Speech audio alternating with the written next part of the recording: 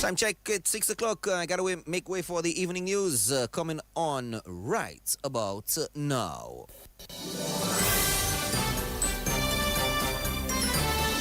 Fair and balanced, unbiased and clear, concise and accurate. This is the DBS Evening News. Here now is your presenter with the headlines. Good evening and welcome to the DBS Evening News. In the headlines, Dominica's tourism minister says government will provide training for 20 air traffic controllers this year. In news from the region, St. Kitts and Nevis signs MOU with United States on deportees, and internationally, internet blackout in Iran as large anti-government protests held across the country. My name is Alian Christopher. The details of the news when we return. It's in the feeling and how we talk. It's in the meaning and our spark. It is the thing that sets us apart. Who we are. Cause the rhythm of life is pumping. Together going strong. No matter what we keep this going. Before we will go all in. Our hands up in the sky. Celebrate and come let your rhythm flow. DBS News. Welcome back. Minister for Tourism Dennis Charles Pemberton has announced that the government of Dominica will provide training for 20 air traffic controllers this year. She made the announcement during a site visit to the International Airport Development Project, which was led by Prime Minister Roosevelt Skerrit this morning. Pemberton says following the completion of the international airport, there will be a need for several operational workers. Upon completion of this airport, we are looking at an estimated increase in employment of about 200 personnel. So this is the opportunities the Prime Minister has been talking about. We have to figure out what our skill sets today and the skill sets we require to operate the airport. So we'll need maintenance workers, we'll need air traffic controllers, and as we speak, we have identified about 20 people we have to send on training, and I think training has begun this year for about 3 air traffic controllers, and we'll need about 17 more. So if you're interested in being an air traffic controller, you can apply to DASPER. We'll need more electricians, engineers, maintenance workers, immigration officers.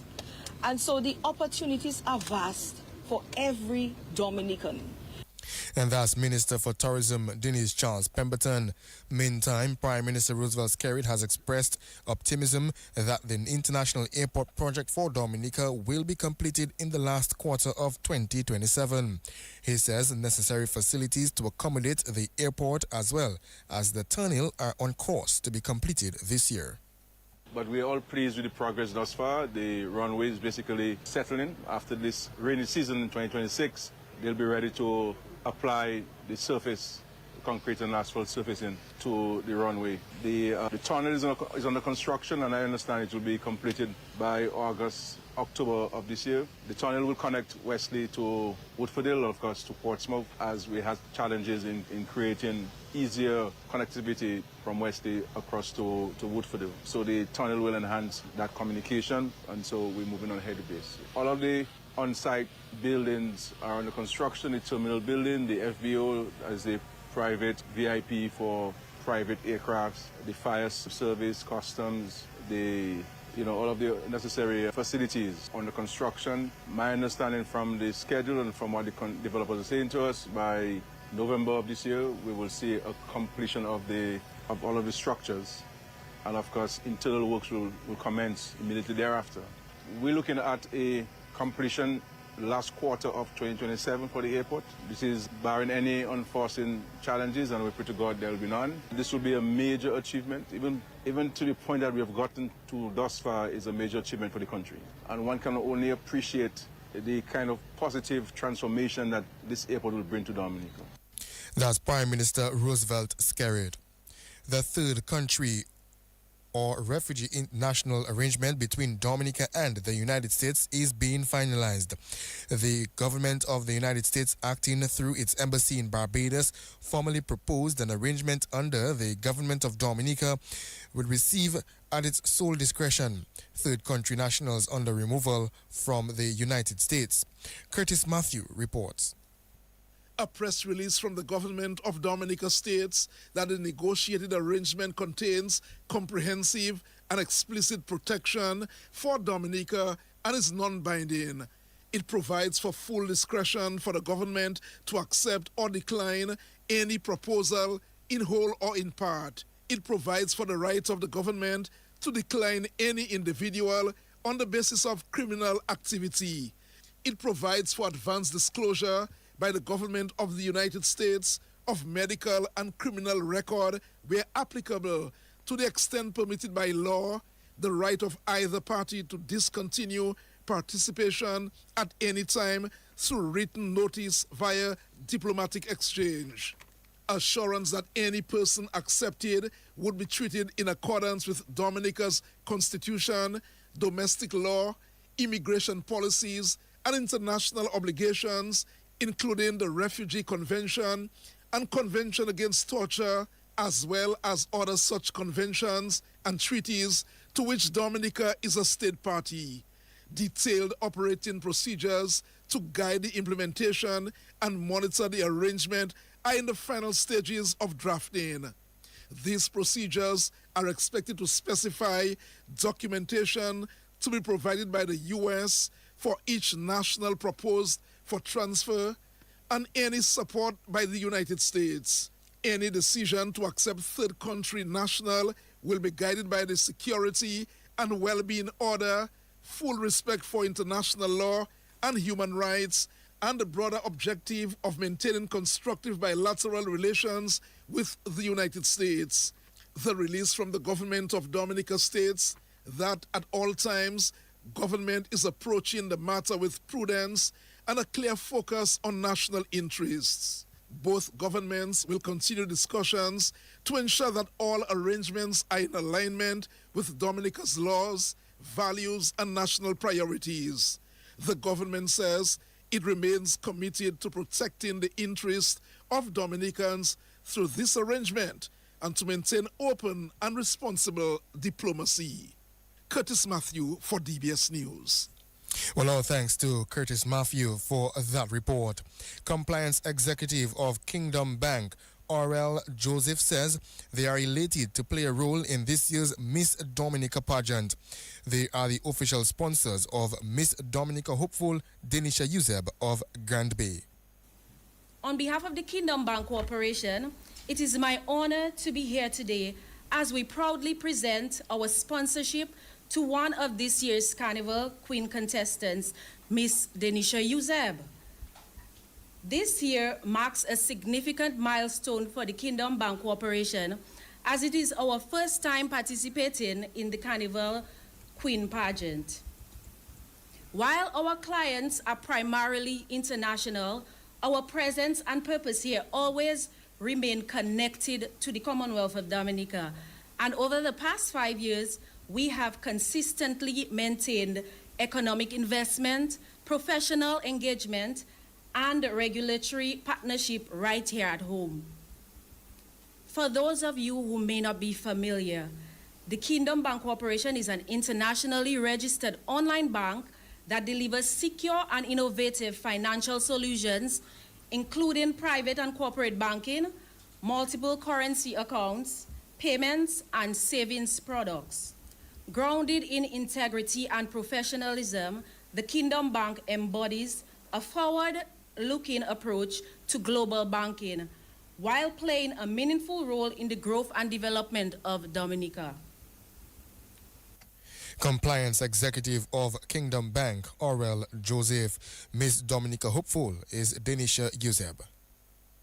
I am truly honored and incredibly proud to stand before you today, newly sashed, as Miss Kingdom Bank Corporation. To be a contestant in the 2026 National Queen Pageant is already a dream, but to have that dream supported by a corporate partner like the Kingdom Bank Corporation makes this moment even more meaningful. I thank you sincerely for your confidence in me, and I promise to represent you with excellence, grace, and purpose. This year marks a proud milestone for the Kingdom Bank Corporation as it is the first time this institution is coming on board the National Queen Pageant, and I am truly honored to have been chosen to light that torch. And that is Miss Dominica Hopeful Denisha Uzeb. In other news, the Chief Executive Officer of the Discover Dominica Authority, Marva Williams, is reporting economy activity worth about $25 million from Mass Dominic 2025. Williams says visitor arrivals were also impressive. Her announcement comes ahead of the 2026 celebration, which begins on Saturday with the road parade. Last season, Mass Dominic 2025 exceeded expectations. Visitor arrivals grew by 34% over 2024, generating an estimated EC $25 million in economic activity. That impact stayed close to home, supporting vendors, costume makers, bands, and small business owners. It confirmed that when culture grows, Dominica grows with it. That performance sets the pace for Mass Dominic 2026, a season focused on a stronger organization, greater creativity, and wider participation. This carnival season also provides an opportunity to recognize and honor the contribution of Danley Guy. His work, creativity, and commitment helped shape the direction of Carnival and influenced how Mass Dominic continues to evolve. As we move through this season, we acknowledge the legacy and the role that it continues to play in inspiring creativity, participation, and pride across the Carnival movement. Chief Executive Officer of the Discover Dominica Authority, Marva Williams. The Dominica Hotel and Tourism Association, DHTA, has emphasized the importance of sustainable growth in stayover and visitor arrivals in Dominica. That's according to Director of Public Relations of the DHTA, Samantha Doctrove-Later. Later says the association has registered successes throughout 2025.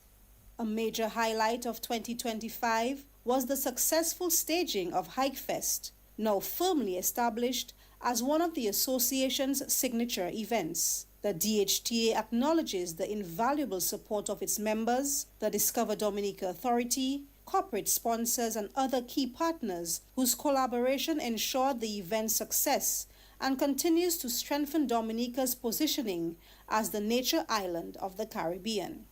The association supports the continued expansion of airlift to Dominica, as strengthened access has contributed to a 16.2% increase in stayover arrivals as of November 2025 and remains critical to driving tourism growth.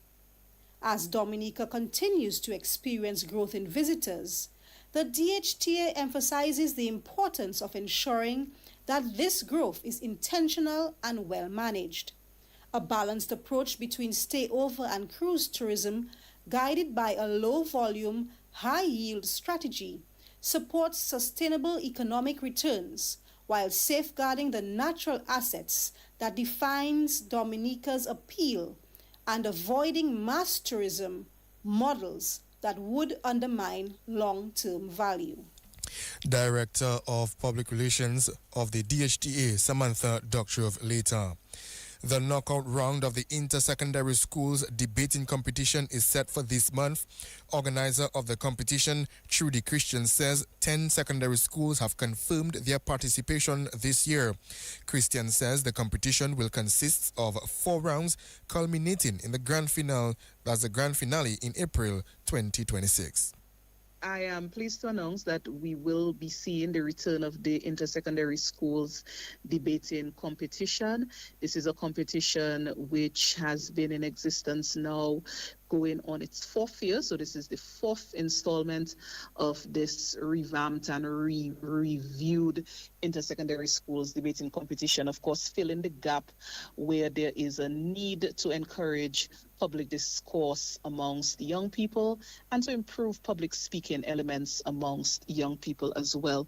The competition is set to kick off with a knock-off round in January. So we are starting in the month of January. January 22nd and 23rd are the dates for the knockoff round of the intersecondary schools debating competition. We currently have 10 confirmed secondary schools for the competition. We are awaiting confirmation from a few others. It is my hope that all secondary schools will participate, but thus far we have 10 out of the 14 schools on island confirmed for the competition.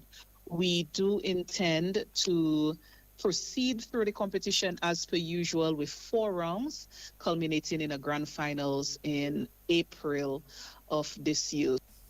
And that is organizer of the Inter-Secondary Schools competition, Trudy Christian. That's the national focus. Stay tuned for news from the region and the world. Up next. It's in the feeling in our we talk. It's in the meaning in our spark. It is the thing that sets us apart. Who we are. 'Cause the rhythm of life is pumping. Together going strong. No matter what, we keep this going. Before we will go all in. Our hands up in the sky. Celebrate and come let your rhythm flow. DBS News.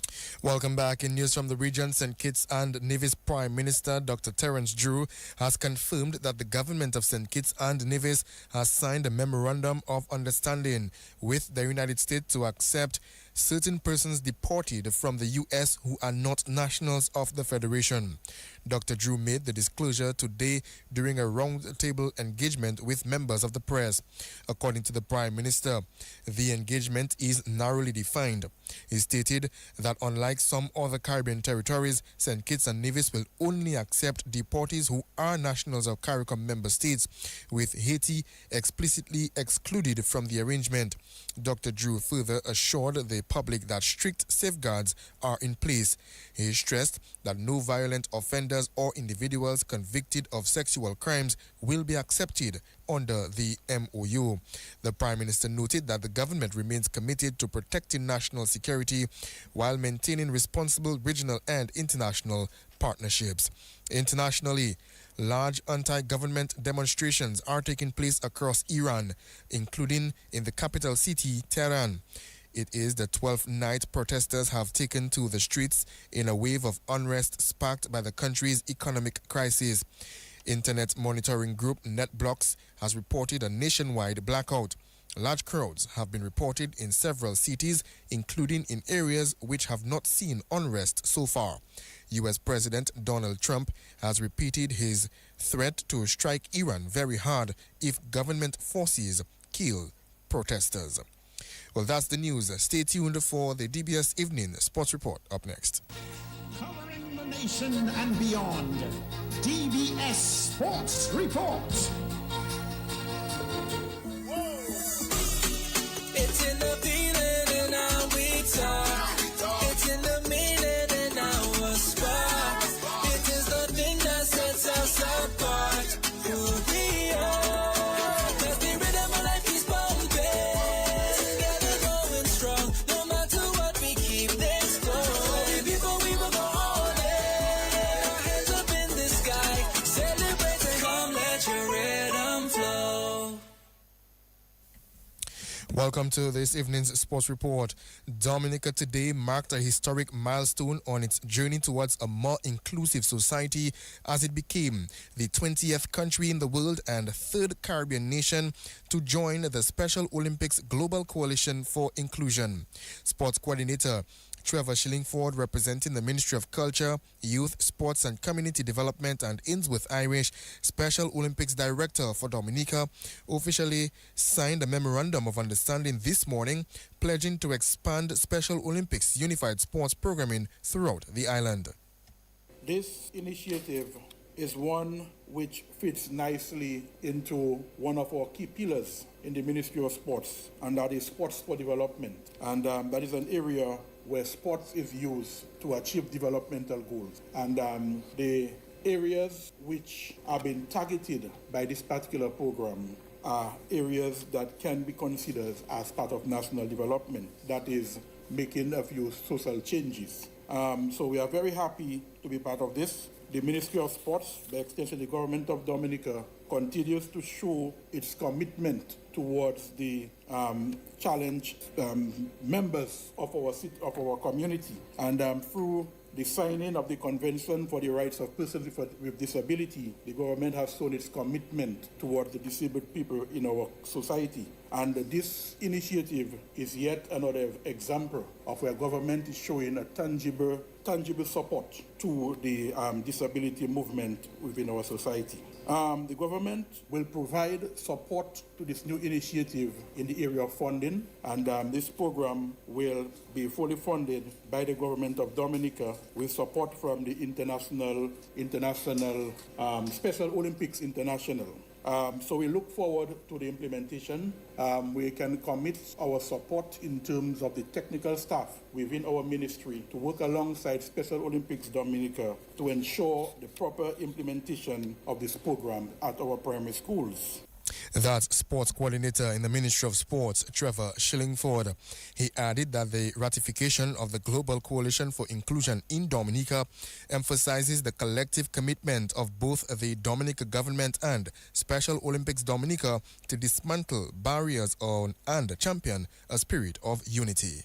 This program would ensure that there is a change in mindset, not only a mindset towards those with disability, but also national consciousness, where we can show that persons with different capacities can actually work together to achieve a common goal. So this, we believe, will transcend not only within the sports system, but outside of it, and become a template that can be used in our society to work together to achieve a common goal. Sports coordinator in the Ministry of Sports, Trevor Shillingford. Haley Rubel, Senior Director of Global Government Relations and Education Policy for Special Olympics International, says the signing of this MOU between the Dominica government and Special Olympics Dominica is significant. This is monumental because Dominica is our 20th country that is joining the Global Coalition, and I think that there's something so special about them being our 20th country, recognizing that Dominica is a small country, but a country of a lot of influence in the region, a lot of influence within the Commonwealth, and an opportunity to highlight that even though it's a country with a small amount of citizens, they value every citizen in their country. And this is monumental as well because it's only our third Caribbean country that is joining. And so it's setting a precedent across the Caribbean, specifically within the Eastern Caribbean too. So that's what's so great and monumental about this. Additionally, what this is saying is that the government is putting funding behind this work. So the government is not just saying we believe in this, but the government is then coming to the table and saying we're helping to fund this work. And again, they're in a small group of countries around the world that are doing this. And so we are so grateful, and having Dominica be our 20th country to join the Global Coalition is really incredible. That's Haley Rubel, Senior Director of Global Government Relations and Education Policy for Special Olympics International. The project is focused on reaching 15 schools across the island, engaging 1,000 young persons over the next 3 years. $69,000 will be invested by the government over the 3 years. 11 schools have confirmed participation in the third edition of the Sports Division Secondary Schools Cross Country Championship, scheduled for tomorrow, Friday, January 9th at the Botanic Gardens in Roseau. The competition will take place in 2 age categories, under 15 and under 20 for both boys and girls. Sports Officer Godwin Dossett has more. The under 15 runners will compete over 3-kilometer distance, which is 2 laps of the gardens. The route in the gardens remain the same as in 2024. The under 20 route will start in front of the Alliance Française building adjacent to the Botanical Gardens. Athletes will run south to Emsall, about 1 kilometer go and 1 kilometer coming back. They will enter the gardens in front of the Alliance Française building and complete the 2 rounds of the Botanical Gardens route. The race will end at the back of the cricket pavilion. The championship will be judged in 2 formats, the individual format and the team format. Prize will be awarded to the top 3 finishers of each category. In the team format, the points of the top 5 finishers of each team will be added, and the team with the lowest points will win the competition. Trophies for the team competition will be given at the Sports Division School Sports Award ceremony. The Sports Division encouraged the schools and the general public to come out and support the athletes. And that's Sports Officer Godwin Dorset. West Indies all-rounder Justin Greaves has been shortlisted for the ICC Men's Player of the Month award for December following an outstanding all-round performance during that period. Greaves earned his nomination after producing a superb double century, underlining his value with the bat while also contributing with the ball, making him a strong contender for the monthly honour. He will face stiff competition from Australia's left-arm pacer Mitchell Starc, who claimed 16 wickets in 3 Ashes tests, and New Zealand's Jacob Duffy, whose 23 wickets against the West Indies earned him Player of the Series honours. Meanwhile, in the women's category, India opener Shafali Verma has been shortlisted alongside South Africans Laura Woolvart and Suna Luz. The winners of the ICC Player of the Month awards will be announced later this month.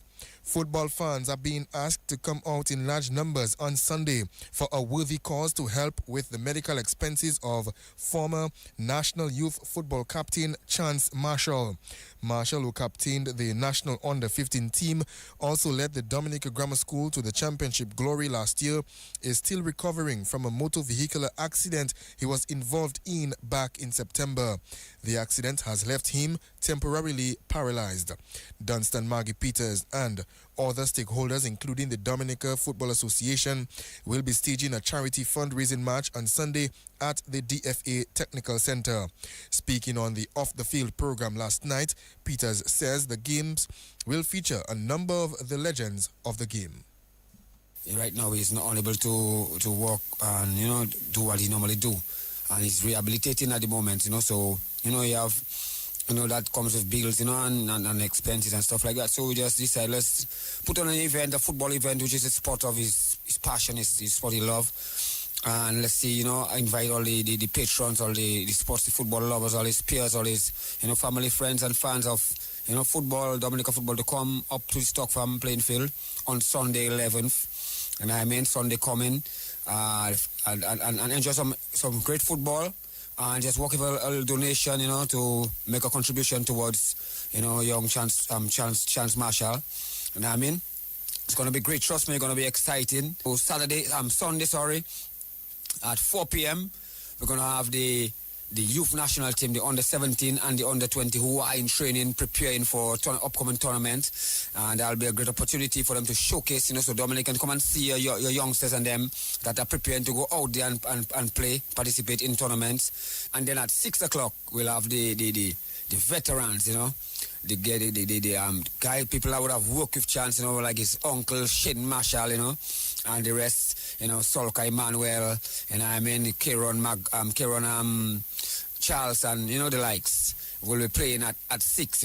Derwin Francis, some great former national players of yesteryears. So it's going to be a very exciting action up in Stock Farm on Sunday. One of the organizers, Dunstan Maggie Peters, Chance Marshall, was also a guest on the program. Yeah, man, I always thankful Coach Maggie always showing his support, and all the others involved in the activity. I just want to extend my appreciation towards them and just have them to, support the vibes. It's a good vibes. Yeah, I appreciate Coach Maggie for making the effort. Chance, I know this must be an extremely difficult time for you. So young and for this to happen to you, but How have you been able to, navigate this this situation right now? Well, with a lot of support from the family, and mental strength, you have to accept the situation for what it is. It happened already, so right now it's a mental game. I have to go through the process of rehabilitation, and that's what I'm looking forward to.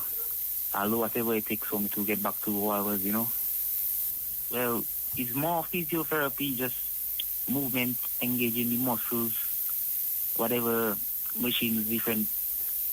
We have the technology these days, so that's what I'm looking forward to.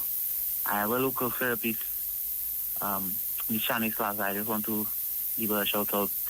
We've been doing some work over the past couple of months, and I've seen the small improvements, my muscles and whatnot. So it's more on the physiotherapy side of things. It's not really a surgery so it's more like an in-clinic patient vibes. And that is former national under-15 captain Chance Marshall. Defending DABA Women's Champions 767 Sports Club Sowat have secured the top seed into Friday's playoffs as they pounded the Detroit Wings as the Paxum Bank Women's National Basketball League continued last night at the Massac Indoor Facility. The league's leading scorer, Ghislaine Seraphine, had another strong game as she poured in 40 points to lead Sowat to the 71-48 win. Chanel St. Rose added 13 and Rosilla Ridges 10 for Sowat, while Melissa Williams had 15 and Jane Seraphine 11 for the Detroit's team. The playoffs will begin on Friday. Dominica State College B registered a convincing 21-7 victory over Pierre Charles Secondary School in an under-20 encounter of the Sports Division Secondary School's netball competition earlier today. The match, played at Grand Bay, saw Dominica State College assert their dominance early and maintained control throughout the contest to secure the comfortable win. Pierre Charles Secondary School managed 7 goals by the end of the regulation time, with Kiana Hillier converting 3 of her 12 attempts, while Naylor John scored 4 goals from 15 shots. Dominica State College's shooting unit proved far more efficient. Monique Edwards led the way with an impressive 11 goals from 15 attempts, supported by Rochelle Marshall, who netted 6 from 9, and Kenya John, who added 4 goals from 14 shots. The under-16 game between the Pierre Charles Secondary School and the St. Martin Secondary School, also at Grand Bay, did not take place, while at Marigot, Castlebrose Secondary School delivered a commanding performance in the under-20 category, defeating the Northeast Comprehensive School 58-19. For Castlebrose Secondary, Diane Augustine led the charge, converting 33 goals from 42 attempts, while Selena Winston added 25 goals from 32 shots to secure the convincing victory. The Northeast Comprehensive School struggled to keep up pace, but found some success through Sania Laura, who scored 12 goals from 19 attempts. Danica Harriet contributed 3 goals from 7 shots, while Kadeen Wilkerson netted 4 goals from 11 attempts. The final whistle confirmed a dominant 58-19 win for Castlebrose Secondary School. Earlier, the Castlebrose Secondary School were also awarded a win by default in their under-16 match against the Northeast Comprehensive B. And Australia completed their dominance over England as they took their 5th Ashes Test to take a 4-1 series win last night. England started the 5th and final day with a slim lead of 119, while they were quickly bowled out for 342, which meant that Australia needed 160 to win. The Aussies lost a few wickets along the way, but got to their winning total of 161 for 5. Manus Labuschagne got 37.